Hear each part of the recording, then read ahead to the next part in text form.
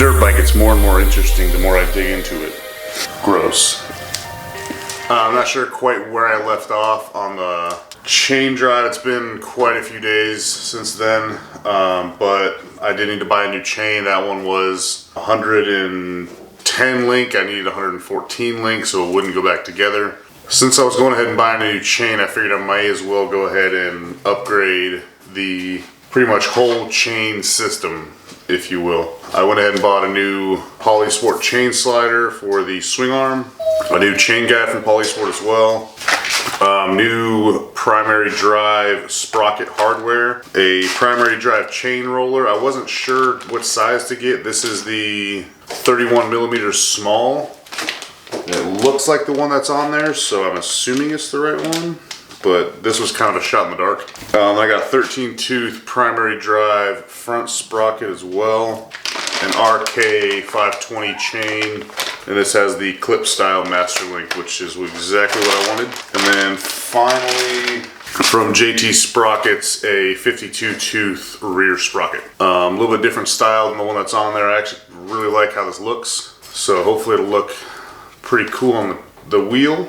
So what I'm gonna do is put all this stuff aside. I'm gonna go ahead and get the back wheel taken off again, the slider taken off, the guide taken off, the roller taken off, and try to figure out a way to get the front sprocket off. It's kind of being a bitch. Yeah, let's do it.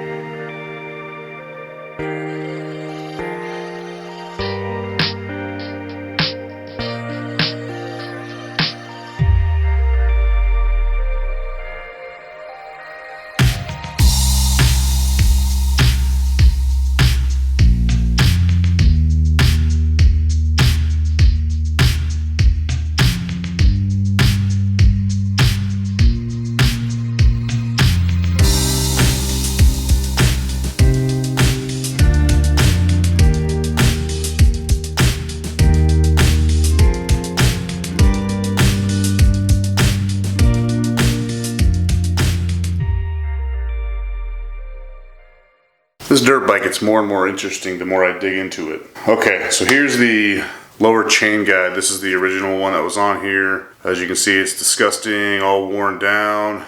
Definitely needs replacing. And you do have to swap these little pieces over. I guess you call them like inserts up here up top where the bolts go through. That's all it's holding these in, is these two little bolts up top here on the bottom side of the swing arm. And then here's the chain roller. That's the original one. I don't know if it's supposed to be serrated like that or not, but the new one is not, so I don't know.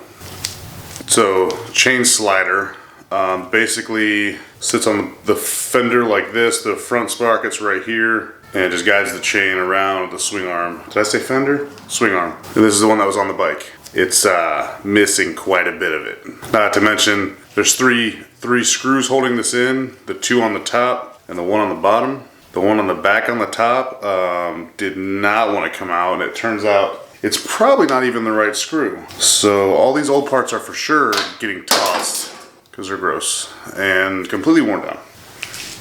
Here's another good thing though.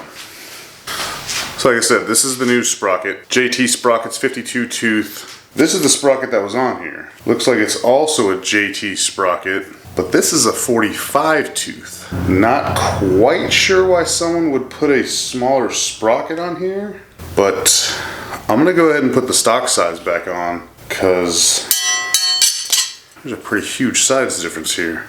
All right, so here's the front sprocket. If you've been a viewer of this channel for a while, you may recognize this. This is actually a sprocket block that was originally designed for a Dyna chain conversion to hold the compensator sprocket while you're taking it off. So basically with the slider that goes here off, I wedged it up in here against the sprocket and the swing arm, and with a little bit of luck, I was able to break this loose.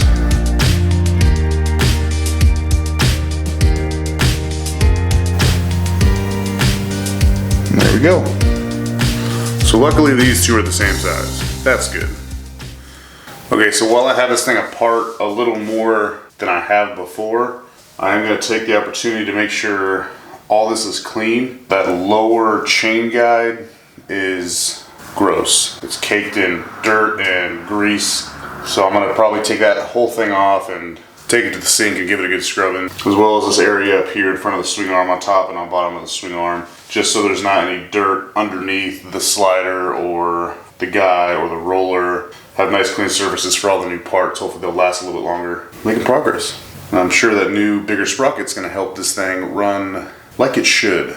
I don't know about better, but hopefully it'll ride a little bit better. So we'll see about that.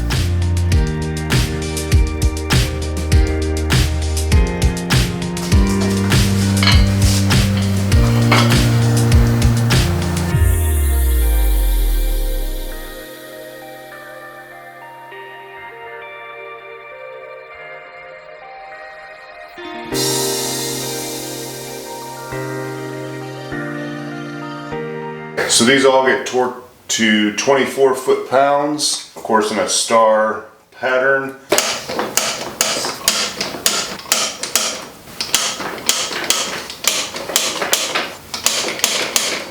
Alright, so that was the only real reason I needed the back tire off. So I'm gonna go ahead and put the lower chain guide back on, just so I have, a little bit easier access to the back side of it. And then I'm gonna get the wheel put back on.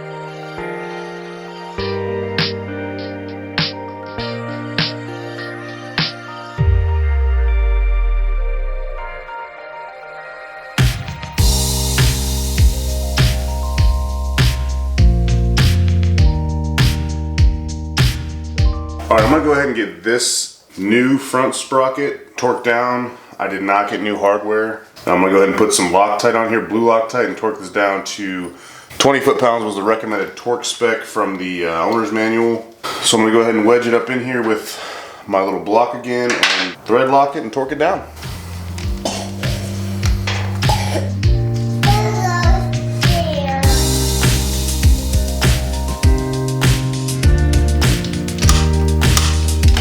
There we go.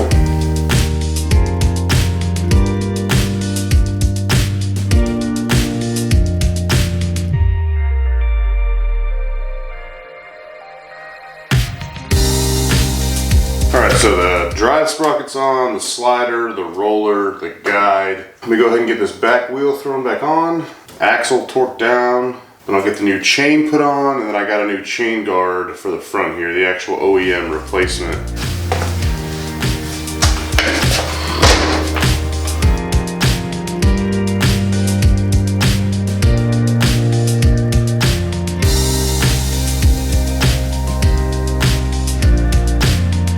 Alright, the wheel's on. I'm not going to worry about torquing anything down as far as the axle nut until I get the chain on and the slack set. Spins freely. Yeah, so now I guess it's time to bust the chain out and get it thrown on, and hopefully this fucking thing fits.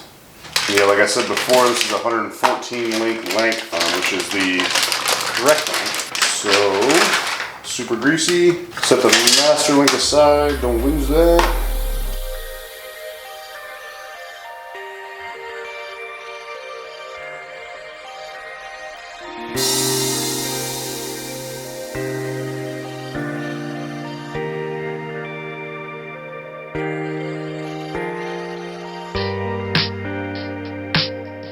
Alright, when you're adjusting your slack on this at the midway point between the front and rear sprocket, or the drive and the driven sprocket, about right here, you want 1 to 1 3/8 inches of vertical movement. Got my tape measure. I'm going to go ahead and start tightening this and see where it gets us.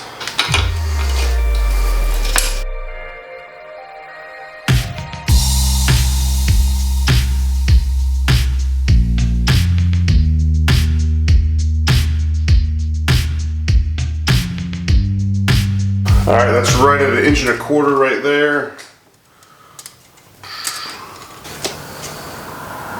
Yeah, right at 1 1/4 inches.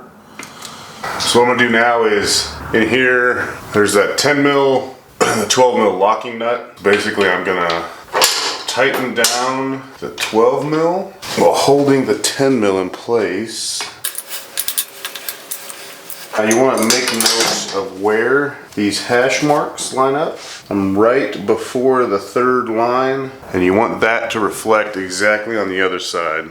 There, see the 1, 2, 3 line, and that's the axle block. So we're right before the third line.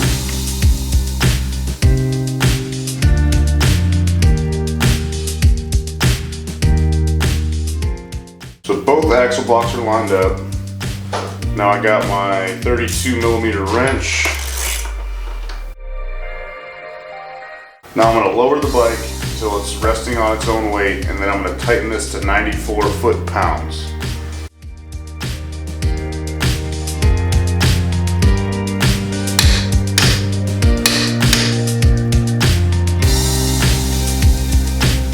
Now when you lower the bike down, the tension is going to be a little bit more, just because of the angle of the swing arm, but I'm still between an inch and 1.25 inches or so.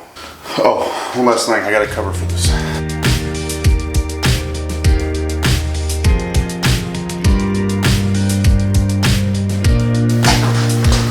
Alright, that's going to sum it up for the new chain.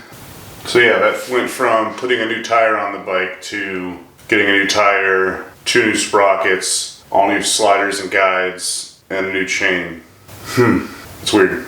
Overall, not a bad install at all, other than me smashing my finger really hard.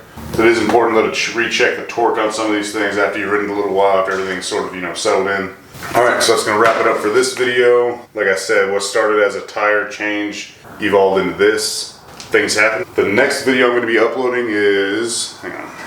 So yeah, the next video I'm going to be uploading is putting this Race Tech spring on the rear shock. Like I said before, big guy, so I wanted to get a heavy duty spring. This is I can't remember exactly how it's measured. I think it's millimeters per 100 pounds or something. So this is a 6.6 millimeter per 100 pounds, I think is what the rating is. And as far as I know, that's the stock spring, which is a lot less. So hopefully this will be a little bit better riding strength for me. And then I'm going to be doing a whole service on this thing just because I haven't done it in a month or two.